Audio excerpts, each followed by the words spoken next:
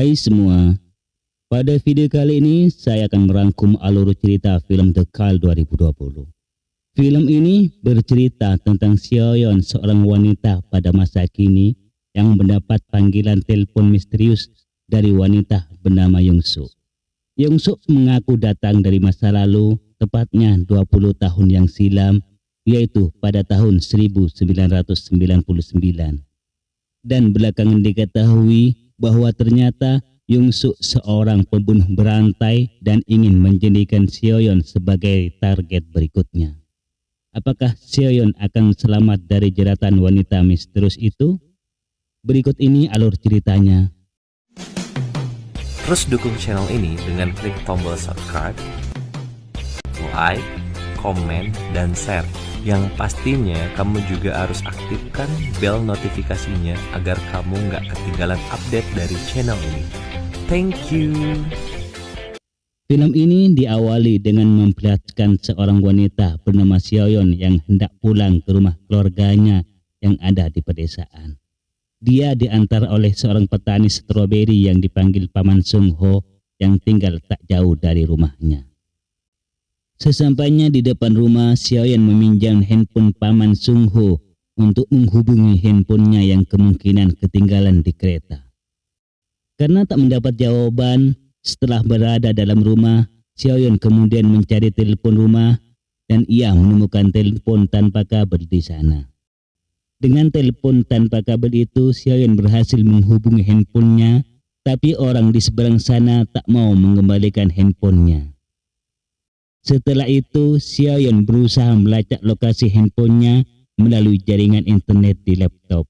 Tapi tiba-tiba saja telepon tanpa kabel yang ia temukan sebelumnya berbunyi. Di sana terdapat suara perempuan yang sedang meminta tolong yang Seoyeon kira itu panggilan salah sambung.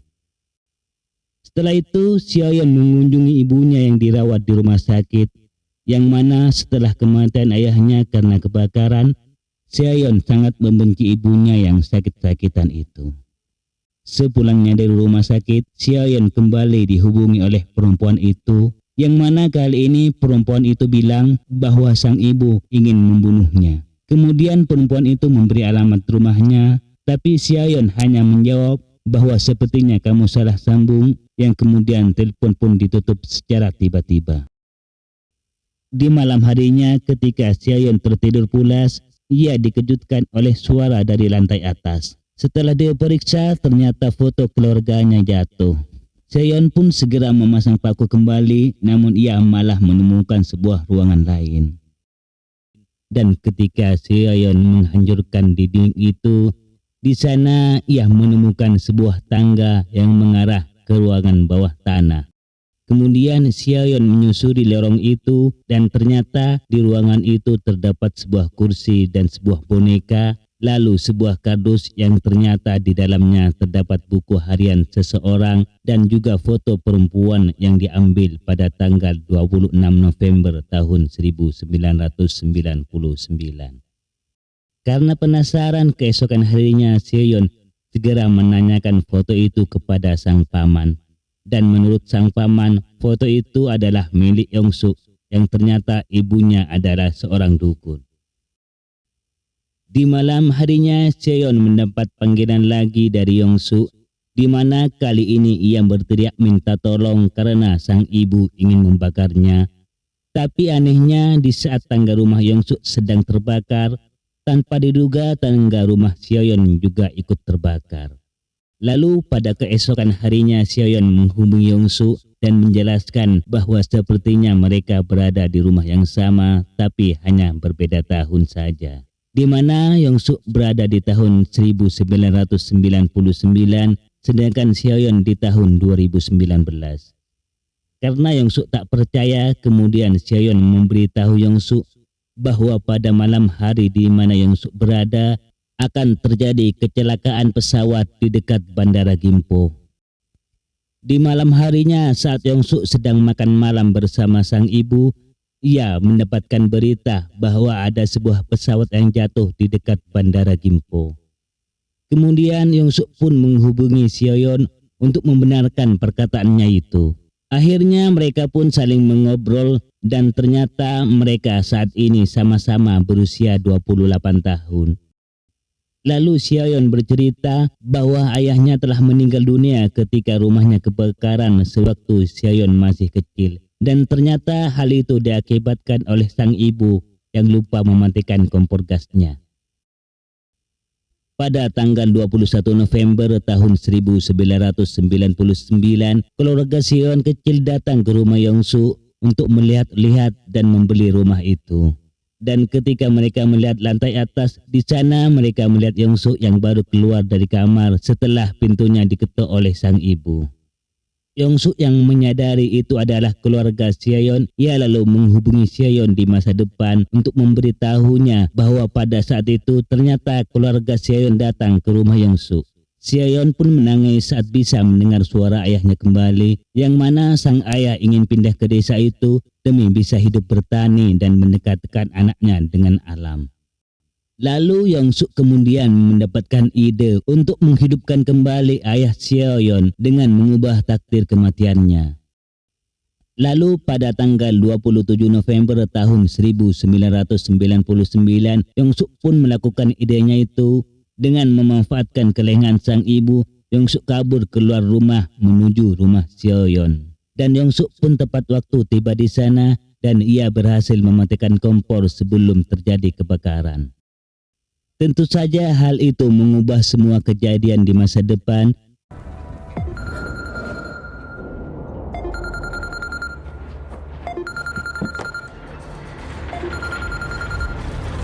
Mulai dari rumah Xiaoyan yang tiba-tiba berubah, juga penampilan Xiaoyan dengan rambut panjangnya, dan kemudian sang ayah yang ternyata tiba-tiba masih hidup. Xiaoyan yang melihat hal itu segera memeluk ayahnya dan menangis di saat itu juga. Kemudian Xiaoyan segera memberitahu Yongsu bahwa ternyata rencana itu telah berhasil. Semenjak kejadian itu, mereka pun berbagi kesenangan mulai dari lagu terbaru milik salah satu penyanyi yang Yongsu suka dan juga berbagi cemilan yang belum pernah Xiaoyan rasakan sebelumnya. Hari demi hari pun dilalui Xiaoyan dengan indah bersama keluarganya sehingga dia tidak punya banyak waktu mengangkat telepon dari Yongsu. Lalu pada suatu malam, Xiaoyan yang baru pulang ke rumah bersama ayah dan ibunya, ia mendapatkan telepon dari Yongsu. Tapi belum sempat mereka ngobrol, ternyata telepon Yongsu disabotase sang ibu dan Yongsu pun kembali menerima siksaan dari ibunya. Di saat sang ibu menyiksa anaknya itu, ia mendapatkan sebuah gambaran bahwa sepertinya Yongsu akan melakukan kejahatan di masa depan, di mana Yongsu akan berubah menjadi sosok yang mengerikan yang akan menyebabkan banyak kematian di masa depan. Keesokan harinya, Xiaoyan yang sedang bermain-main di dunia maya, ia mendapatkan berita bahwa pada tahun 1999, seorang dukun wanita didakwa telah membunuh putri tirinya yang tidak lain adalah Yongsu. Kemudian Xiaoyan menceritakan semua yang ia baca pada Yongsu, dan sepertinya malam itu adalah waktu di mana Yongsu akan dibunuh oleh ibu tirinya. Benar saja, sang ibu tiba-tiba masuk ke dalam kamar Yongsu. Sambil menahan tangis, sang ibu pun menusuk kasur Yongsu. Namun betapa terkejutnya sang ibu ketika melihat Yongsu tidak tidur di kasur itu. Yongsu lantas keluar dari balik pintu dan berbalik menghabisi sang ibu dengan sadis. Sementara itu, Xiaoyan yang menunggu kabar dari Yongsu, akhirnya Yongsu pun menelpon dan mengabari Xiaoyan bahwa dirinya masih hidup. Lalu di suatu hari, Paman Sungho datang ke rumah Xiaoyan untuk memberi buah stroberi hasil panennya. Sementara itu, di waktu yang sama namun di masa lalu, Paman Sungho muda berkunjung ke rumah Yongsu untuk memberikan hasil panennya itu. Melihat Yongsu yang aneh dan tidak peduli, ia pun bermaksud memasukkan stroberi itu ke dalam kulkas. Namun ia menemukan banyak kresek hitam dan tanpa sengaja ia menjatuhkan salah satu kresek, dan betapa terkejutnya Paman Sungho saat melihat isinya, yaitu berupa potongan tubuh milik ibunya Yongsu. Yongsu yang melihat kejadian itu mau tidak mau harus membunuh Paman Sungho agar dirinya tidak dilaporkan ke kantor polisi. Kematian Paman Sung Ho di masa lalu tentu saja mengubah kejadian di masa depan, di mana Sion yang baru turun ke lantai bawah, ia tak mendapati Paman Sung Ho yang tadinya berada di meja makan bersama ayah dan ibunya. Ia pun bertanya kepada kedua orang tuanya, ternyata kedua orang tuanya mendadak tidak mengenal Paman Sung Ho. Merasa aneh, Sion kemudian berkunjung ke perkebunan milik Paman Sung Ho, yang ternyata perkebunan itu sudah berubah menjadi tempat yang sudah lama tidak dirawat. Sion yang masih tidak percaya kemudian pergi ke kantor polisi untuk menanyakan tentang Paman Sung Ho. Lalu polisi mengatakan bahwa Paman Sung Ho sudah lama meninggal dunia. Polisi kemudian mengambil catatan tentang Yung Suk yang telah membunuh Paman Sung Ho. Sementara itu di tahun 1999, dua polisi datang ke rumah Yung Suk untuk bertanya tentang Paman Sung Ho. Namun Yung Suk bilang ia tidak tahu. Karena curiga, polisi itu mencatat semua perkataan Yung Suk ke dalam buku catatan, yaitu Yung Suk yang sudah memberikan kesaksian palsu. Sepulangnya polisi itu, Yung Suk menelpon Sion, lalu Sion memberitahu Yung Suk tentang berita penahanan seumur hidup dirinya. Mendengar hal itu, kemudian Yung Suk meminta bantuan kepada Sion, bukti apa saja yang ditemukan oleh sang polisi yang menyebabkan mereka dapat mengetahui bahwa Yung Suk adalah pelakunya. Sion yang ketakutan tidak mau membantu dan kemudian segera menutup teleponnya. Tentu saja hal itu membuat Yung Suk marah sejadi-jadinya. Beberapa saat kemudian, Sion kecil dan sang ayah datang ke rumah Yung Suk untuk mengobrol dengan ibunya Yung Suk perihal jual beli rumahnya itu. Yung Suk lalu bilang pada ayahnya Sion bahwa sang ibu masih tertidur pulas di lantai atas, yang kemudian mempersilahkan mereka berdua untuk masuk terlebih dahulu. Yung Suk yang sedang kesal karena Sion tidak mau membantunya, akhirnya menghabisi ayah Sion yang sedang bertamu itu, sedangkan Sion kecil dijadikan sandera. Kematian sang ayah di masa lalu kembali merubah masa depan, di mana Sion yang sedang belajar mengemudi dengan sang ayah, tiba-tiba saja sang ayah dan mobilnya hilang. Sion yang sudah kembali mempunyai rambut pendek, kemudian berlari ke rumahnya.